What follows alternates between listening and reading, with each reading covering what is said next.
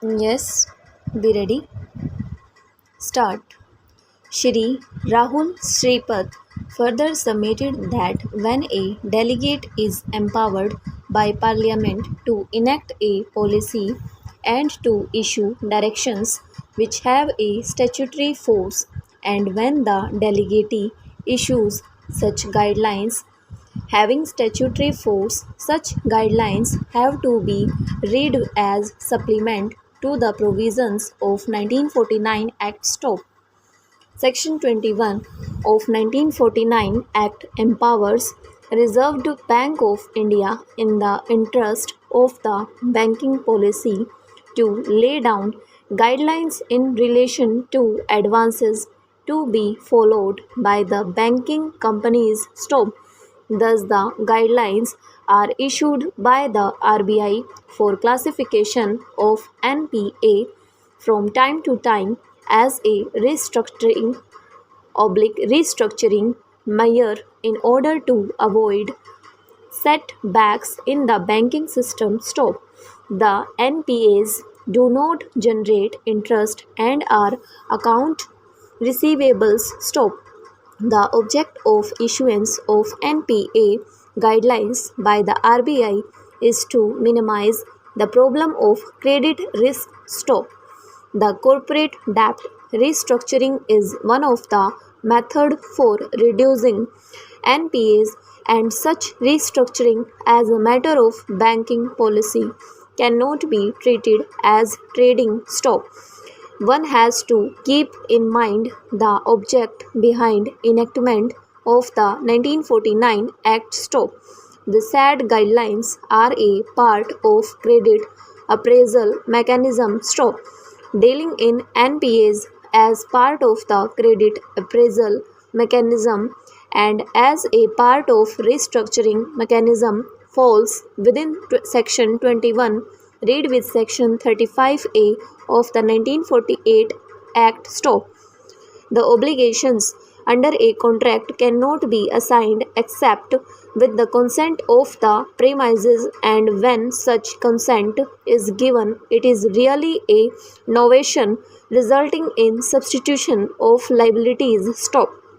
Under the alleged deed of assignment dated 29/3/2006, not only the account receivable in the books of SBI has been transferred to fourth respondent, but also the obligations of the third respondent towards its browsers fifth respondent, including the eighth respondent under the loan agreement secured by deed of hypothecation mortgage, have not been assigned by the third respondent to the assignee, and hence the alleged deed of assignment dated 29/3/2006 is unsustainable in law. Stop. Stanza. It has been submitted that no proper stamp duty as payable in the state of UP has been paid over the alleged assignment deed when the same is used to enforce rights over the immovable properties situated in the state of UP, and before the said alleged deed of assignment is to be considered and taken as a valid document, the same is required to be impounded, and the deficit stamp duty is to be recovered from the party concerned in terms of the provisions contained in the Indian Stamp Act and other laws in force for the time being. Stop.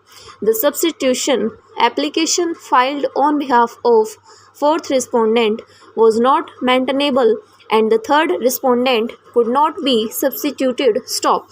It had no authority to assign its liabilities towards its customers, that is, fifth respondent. Stop. The tribunal, by an ex parte order, had allowed the substitution application without even issuing any notice on the substitution application to all the concerned parties to the litigation before the first respondent, including the eighth respondent. Stop. Stanza. Moreover, the Assignment of debt is not the mode of banking business, and the private respondents cannot be termed as borrower for recovery under the Act number 51 of 1993 Act before the first respondent. Hence, the whole proceeding gets vitiated from that stage itself. Stop. The deed of assignment dated 14/8/2008 is invalid and illegal, and the same was executed without paying proper stamp duty as applicable in the state of UP. Stop. The petitioner is neither a bank nor a banking company nor a financial institution nor a securitization and reconstruction company under the provisions of SURFACE Act. Stop. The petitioner, being a company, is not falling in any of the categories mentioned above, and it cannot be an applicant for recovery of the amount in question before the tribunal under the provisions of Act number 51 of 1993. Stop. However, the substitution application filed on behalf of the petitioner was not maintainable. Stop. No notice was ever issued or served upon the eighth respondent, and the petitioner cannot step into the shoes of the third respondent. Stop. There is no lease between the petitioner and the eighth respondent, as there is no oral or written agreement between them, nor the eighth respondent had ever rectified the alleged assignment deed. Stop. Over.